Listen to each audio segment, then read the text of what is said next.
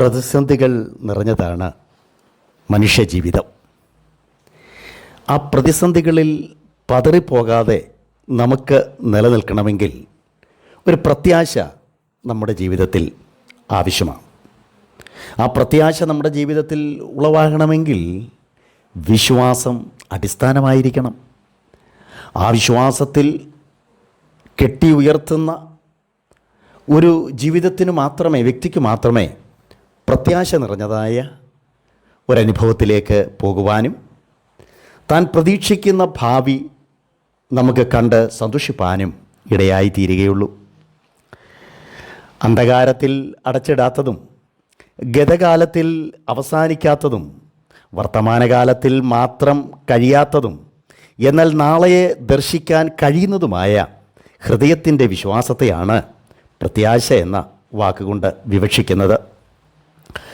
ജീവിതത്തിൽ ദൈവം കൊടുത്ത മക്കൾ ഉൾപ്പെടെ സർവ്വ അനുഗ്രഹങ്ങളും ഒന്നൊന്നായി നഷ്ടമായപ്പോഴും, സന്തത സഹചാരികൾ അകലം വിട്ടു പോയപ്പോഴും, സ്വന്തം ഭാര്യ തള്ളിപ്പറഞ്ഞ് അകന്നു പോകുമ്പോഴും നഷ്ടപ്പെടാത്ത ഒന്ന് മാത്രമേ ഇയ്യോബിനുണ്ടായിരുന്നുള്ളൂ.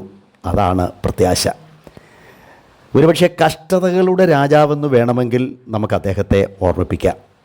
അദ്ദേഹത്തിൻ്റെ പ്രത്യാശ ഭാവി പ്രത്യാശയായിരുന്നു. എല്ലാം നഷ്ടപ്പെട്ടു പോയ സ്ഥാനത്ത് നിന്ന് പൊട്ടിക്കിളിർക്കുന്നതായ ഒരു പ്രത്യാശയായിരുന്നു ഇത്. അതാണ് താൻ എഴുതിയ ഇയ്യോബിൻ്റെ പുസ്തകം 14-ാം അധ്യായം 7 മുതൽ 10 വരെയുള്ള വാക്യത്തിൽ പറയുന്നത്. ഒരു വൃക്ഷമായിരുന്നാൽ പ്രത്യാശയുണ്ട്, അതിനെ വെട്ടിയാൽ പിന്നെയും പൊട്ടിക്കിളിർക്കും, അത് ഇളം കൊമ്പുകൾ വിടരാതിരിക്കേയില്ല. അതിൻ്റെ വേര് നിലത്ത് പഴകിയാലും അതിൻ്റെ കുറ്റി മണ്ണിൽ കെട്ടുപോയാലും വെള്ളത്തിൻ്റെ ഗന്ധം കൊണ്ട് അത് കിളിർക്കും, ഒരു തൈ പോലെ തളിർവിടും എന്ന് താൻ പറയുന്നു. നോക്കൂ, വൃക്ഷം വെട്ടിയാലും പിന്നെയും കിളിർക്കുന്ന അനുഭവമാണ് ദൈവങ്ങൾക്ക് ഉണ്ടായിരിക്കേണ്ടത്. അതിന് വിശ്വാസം അനിവാര്യമാണ്. എല്ലാ മനുഷ്യനും പ്രശ്നങ്ങളും വേദനകളും നിറഞ്ഞതാണ് ഈ ലോക ജീവിതം. അത് ദൈവമക്കൾക്ക് മാത്രമല്ല, നിരീശ്വരവാദികൾക്കും ദൈവത്തെ അറിയാത്തവർക്കും അങ്ങനെയൊക്കെയുള്ള ഒരുപാട് ലോകത്തുള്ള സകല മനുഷ്യനും പ്രതിസന്ധികൾ ഒരുപാടുണ്ട്. എന്നാൽ ഒരു കാര്യം മറന്നു പോകരുത്, വൃക്ഷം വെട്ടിയാലും പിന്നെയും കിളിർക്കുന്ന അനുഭവമാണ് ദൈവമക്കൾക്ക് ആവശ്യമായിരിക്കുന്നത്. ശരീരം ക്ഷയിച്ചാലും സാഹചര്യങ്ങൾ എതിരായി മാറിയാലും ഭാവിയെ പ്രത്യാശയിൽ നമുക്ക് കാണാം.